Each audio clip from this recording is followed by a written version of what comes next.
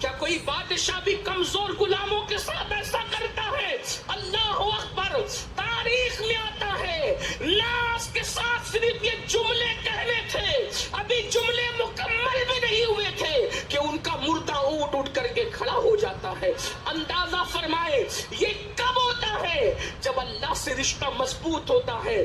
آج تو عورتوں کا حال یہ ہے، سیریلوں میں وقت گزر رہا ہے، فلموں میں وقت گزر رہا ہے، اللہ اکبر، موبائل کے اندر وقت گزر رہا ہے، عورتیں فیس بک چلا رہی ہیں، عورتیں یوٹیوب پر وقت برباد کر رہی ہیں. اے خاتون جنت کی کنیزوں، اپنے اللہ سے رشتہ جوڑو. ہمارا رب بہت طاقتور ہے، ہمارا رب بہت قوت والا ہے. کسی اور طرف نظر کرنے کی ضرورت نہیں ہے، بلکہ اپنے اللہ سے اپنے رشتے کو مضبوط کرنے کی ضرورت ہے. وہ کون سی نعمت ہے جو اللہ کی بارگاہ میں نہیں ملتی، جو اللہ کے در سے نہیں ملتی؟ اے خاتون جنت رضی اللہ تعالیٰ عنہ کی کنیزوں، دراصل پریشانیاں اس لیے ہے، تکالیف اس لیے ہے، مصیبتیں اس لیے ہے کہ ہمارا رشتہ اللہ سے کمزور ہو گیا ہے. مجھے بتائیں، ہم اللہ کو یاد کب کرتے ہیں؟ ہم خدا کو یاد کب کرتے ہیں؟ جب مصیبت آتی ہے یاد کرتے ہیں، تو بھی صحیح طور پہ یاد نہیں کرتے، پورے یقین سے یاد نہیں کرتے. آپ خود سوچو، اتنے بڑے ہزاروں کے مجمع میں کتنی بہنیں ہیں جو 5 وقت کی نماز پابندی سے پڑھتی ہے؟ اپنے آپ میں ڈوب کر کے سوچو میری بہنوں، بتاؤ کتنی بہنیں ہیں جو 5 وقت کی نماز پابندی سے پڑھتی ہے؟ میری بہنوں بتاؤ، جب اللہ کے رسول نے فرما دیا جس کی نماز نہیں اس کا دین نہیں، پھر آپ کس دین پر عمل کرتی ہے؟ سیریل کے لیے وقت ہے، غیبت کے لیے وقت ہے، عورتوں کے درمیان بیٹھ کر کے اس کے گھر میں لڑائی جھگڑا لگانے کے لیے وقت ہے، اسی طریقے سے ہر جرم کے لیے وقت ہے، شادیوں میں جانے کے لیے وقت ہے، ولیموں میں جانے کے لیے وقت ہے، اور اللہ کی بارگاہ میں حاضری دینے کے لیے وقت نہیں.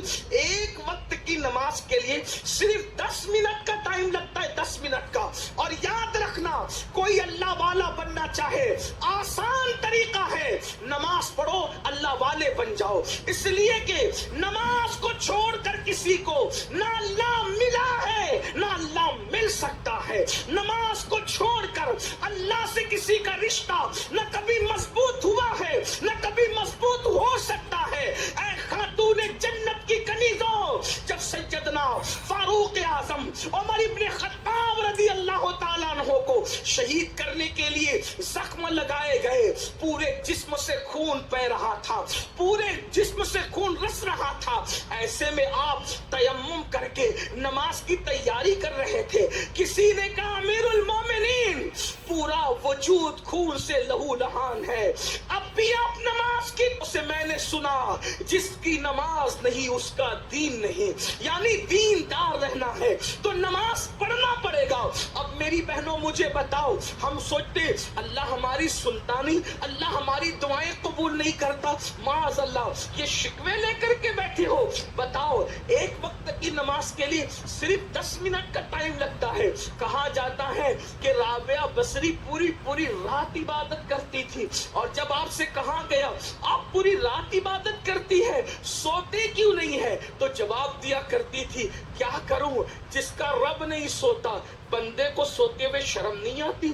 وہ جاگ رہا ہے میرا آقا اور میں کیسے سو جاؤں؟ آؤ آپ کو بتاؤں، اے خاتون جنت کی کنیزوں، جو اللہ کے مقربین ہوتے ہیں، جو اللہ کے قریبی لوگ ہوتے ہیں، اللہ ان کی سنتا ہے، ہر فریاد سنتا ہے. ہم نے سب کے قریب ہونے کی کوشش کی، رب کے قریب ہونے کی کوشش نہیں کی. ذرا رب کے قریب ہو کر تو دیکھیں، پھر دیکھنا واللہ تمہیں تعویذات کی ضرورت نہیں پڑے گی. رب کے قریب ہو کر دیکھیے، آپ کو وظیفوں کی بھی ضرورت نہیں پڑے گی. رب کے قریب ہو کر کے دیکھیے، کنیزیں بک رہی تھی. پہلے انسان خریدے اور بیچے جاتے تھے، غلام اور کنیزوں کی شکل میں انسان خریدے اور بیچے جاتے تھے. اللہ اکبر. اے خاتون جنت کی کنیزوں، حضرت عطا نے دیکھا ایک پاگل کنیز بک رہی ہے، ایک جس کو لوگ پاگل کہہ رہے تھے وہ پاگل کنیز بک رہی ہے. اللہ اللہ، جب اس کو بکتے ہوئے دیکھا دیکھا تو حضرت عطا وہاں پر تشریف لے گئے. بڑے محدث تھے, بڑے عالم تھے, وہاں صوفی بھی تھے, وہاں تشریف لے گئے. تو لوگوں نے کہا یہ پاگل کنیز کون خریدے گا؟ تو چند درہم دے کر پاگل ہونے کے بعد بھی خرید لیا. اور جب اس کو گھر لائے, اللہ اکبر, تو وہ پاگل سمجھ کر کے اس کو ایک جگہ پہ رکھ دیا. اور رکھنے کے بعد جیسے ہی رات ہوئی, رات نے اپنی سیاہ زلفوں کو جو ہے وہ افق پر بکھیرنا شروع کیا. گویا کہ یوں کہہ لے جیسے ہی رات مکمل شباب کی طرف اپنے قدموں کو بڑھانے لگی تو حضرت عطا نے کیا دیکھا؟ بستر پہ آپ لیٹے ہوئے ہیں, چپکے سے وہ کنیز اٹھتی ہے, اٹھنے کے بعد وضو کرتی ہے اور وضو کر کے مصلی بچھا کے نماز شروع کر دیتی ہے. اللہ اکبر. حضرت عطا سوچ رہے تھے یہ تو پاگل ہے, پاگل لوگ بھی کوئی نماز پڑھتا ہے, پاگل لوگ بھی کوئی عبادت کرتا ہے, پاگل بھی کوئی اللہ کا ذکر کرتا ہے. لیکن جب اس خاتون کو مصلی پہ کھڑے ہوئے دیکھا, عبادت میں دیکھا, تو دبے پیر اس کے قریب گئے. وہ نماز پوری کر کے کیا کہہ رہی تھی جانتی ہے میری بہنوں؟ وہ کہہ رہی تھی اے اللہ, جو تو مجھ سے پیار کرتا ہے نا, جو تو مجھ سے محبت کرتا ہے نا, اس محبت کا واسطہ ذرا میری فریاد کو سن لے. تو حضرت عطا چونکہ محدث تھے, فقیہ تھے, صوفی تھے, رہا نہیں گیا, آپ نے فوراً ٹوک دیا. چھپنا چاہتے تھے چھپ نہ سکے, دبے پیر گئے تھے مگر برداشت نہ ہوا, زبان سے نکلا اے کنیز اپنی زبان پہ کنٹرول کر, ادب کی حدوں کو پار نہ کر. تو اتنی بڑی ہو گئی کہ تو کہہ رہی ہے کہ اللہ تو مجھ سے جو پیار اور محبت کرتا ہے اس محبت کا واسطہ میری فریاد کو سن لے. ارے نادان, یہ نہ بول بلکہ یہ بول کہ اللہ جو میں تجھ سے محبت کرتی ہوں اس کا واسطہ اللہ تجھ سے کب سے پیار کرنے لگا, تو کب سے اللہ کی محبوب ہو گئی. پتا ہے خدا کا محبوب کوئی یوں ہی نہیں بنتا, مقام محبوبیت کسی کو یوں ہی نہیں ملتا. اس پاگل کنیز کو جس کو لوگ پاگل سمجھ رہے تھے, حضرت عطا کی طرف دیکھا اور کہا عطا اللہ کی عزت کی قسم وہ مجھ سے پیار کرتا ہے, وہ مجھ سے پیار کرتا ہے, وہ مجھ سے پیار کرتا ہے. اور پھر فرمایا اگر پیار نہ کرتا تو دیکھا تو بستر پہ پڑا تھا, تجھے سلا دیا اور مجھے بستر سے اٹھا کر اپنی خدمت میں کھڑا کر لیا. اس سے بڑی محبت کی دلیل کیا ہو سکتی ہے؟ یہ جواب سن کر کے عطا خاموش ہو گئے. اے خاتون جنت کی کنیزوں, اب پتا چلا خدا جس کو محبوب بناتا ہے اسے فجر میں بستر پہ پڑا نہیں رہنے دیتا, اس کو مصلی پہ کھڑا کر دیتا ہے. خدا جس کو محبوب بناتا ہے اسے پیٹ بھر کے کھانے نہیں دیتا, اسے روزوں کی توفیق عطا کرتا ہے. خدا جس سے پیار کرتا ہے اسے فضول بکواس کرنے نہیں دیتا, ذکر کی توفیق عطا کرتا ہے. اللہ اکبر. اور اس کنیز نے اس کے بعد جب حضرت عطا کو خاموش دیکھا تو نگاہ آسمان کی طرف اٹھا کر کہتی ہے مولا کل تک تیرا میرا معاملہ چھپا ہوا تھا, اب جب کہ یہ معاملہ لوگوں پر عیاں ہو گیا تو پھر اب میں دنیا میں رہنا نہیں چاہتی اور مجھے اپنے پاس بلا لے. چیخ مارتی ہے اور زمین پہ گر جاتی ہے. اور جب آپ کے جسم کو جو ہے وہ ٹٹولا جاتا ہے تو جسم ٹھنڈا ہونے کی طرف مائل ہوتا ہے, یعنی جان ان کی پرواز کر چکی ہوتی ہے. اندازہ کریں عورتیں اتنی پہنچی ہوئی تھی, عورتیں اللہ تک اتنا تقرب حاصل کر چکی تھی. آج کل کی عورتوں کو تو وضو کا طریقہ بھی نہیں پتا, غسل کا طریقہ بھی نہیں پتا, قرآن بھی نہیں پڑھنا آتا اور پھر وہ سیکھنا بھی نہیں چاہتی. اور یاد رکھنا سب سے آسان اللہ کا دین ہے, اس لیے اللہ سے رشتہ مضبوط کرو. اور اللہ سے رشتہ مضبوط کرنے کا سب سے آسان طریقہ قرآن شریف کی آیت ہے. چونکہ وہ آیت سجدہ ہیں اس لیے میں تلاوت نہیں کر رہا ہوں, اس کا مفہوم بیان کر رہا ہوں. اللہ رب العزت کا قرآن کہتا ہے سجدہ کرو اور اللہ کے قریب ہو جاؤ, یعنی اللہ کے قریب ہونے کا آسان ذریعہ سجدہ ہے. لیکن آج اللہ اکبر, مرد تو 95% نماز نہیں پڑھتے, 5% مرد نماز پڑھتے, مگر عورتیں تو شاید 2% بھی نماز ہمارے معاشرے میں نہیں پڑھتی. اور ایک بات آپ سے عرض کروں, جو آج لوگ غربت کا رونا روتے ہیں, غربت کی سب سے بڑی وجہ اللہ اکبر نماز کا نہ پڑھنا ہے. اللہ اکبر. یاد رکھنا اللہ کے رسول علیہ السلام نے ارشاد فرمایا کہ جو نماز چھوڑ دیتا ہے اللہ اس پر 15 مصیبتیں مسلط کرتا ہے. اس میں سے پہلی پہلی مصیبت یہ آتی ہے اللہ اس کی روزی سے برکت اٹھا لیتا ہے. بتاؤ جس کی بیوی خود بے نمازی ہو, جو خود بے نمازی ہو, جس کے بچے بے نمازی ہو, پھر ان کے گھر میں برکت کیسے ہوگی؟ روزی کے لیے در در کی ٹھوکریں کھانے والوں, روزی کے لیے ادھر ادھر بھٹکنے والوں, اور روزی میں برکت کے لیے کبھی مولانا صاحب کے پاس, کبھی تعویذ والے باباؤں کے پاس, کبھی مشائخ کے پاس چکر لگانے والی میری بہن. ہم تعویذ کے مخالف نہیں ہیں, بات کو غلط طرف مت لے جانا, لیکن اتنا ضرور کہتا ہوں جو ادھر ادھر دروازے پہ چکر لگاتی ہو نا گھر کی برکت کے لیے, کبھی بندش کے لیے, کبھی اس کے لیے, کبھی اس کے لیے, میری بہن تو یقین کے ساتھ 5 وقت کی نماز پڑھ کے دیکھ, سجدہ کر کے دیکھ, تب تجھے پتا چلے گا کہ سجدے میں کیا ہے, اور سجدے میں سر رکھ کر یقین سے جو مانگا جاتا ہے وہ کس شان سے ملتا ہے, ملتا ہی ملتا ہے. آج آپ کا سب سے بڑا مسئلہ کیا ہے؟ بیٹیاں جوان ہو گئی, رشتے نہیں آتے. میں کہتا ہوں سجدہ کر کے مانگتے کیوں نہیں؟ رات کے آخری حصے میں, رات کے آخری پہر میں اگر کوئی وضو کر کے اللہ کی بارگاہ میں اچھا وضو کر کے 2 رکعت نماز پڑھ کے جو مانگے آنسوؤں کی برسات میں اللہ عطا کرے گا. اللہ کا وعدہ جھوٹا نہیں ہو سکتا, اس کا وعدہ ہے ادعونی استجب لکم, مجھ سے مانگو میں ضرور عطا کروں گا. اور یہاں نیک اور اچھے برے, عالم غیر عالم, فقیر غیر فقیر, صوفی غیر صوفی, پیر مرید, کسی کی قید نہیں ہے. اللہ کا اعلان ہے جو مانگے گا ہم اس کو عطا کر دیں گے.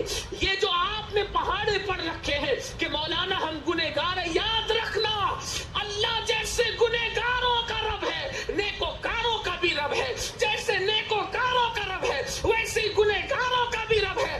اس کی یاد دعا کی قبولیت میں نیک و بد میں زیادہ فرق نہیں ہے.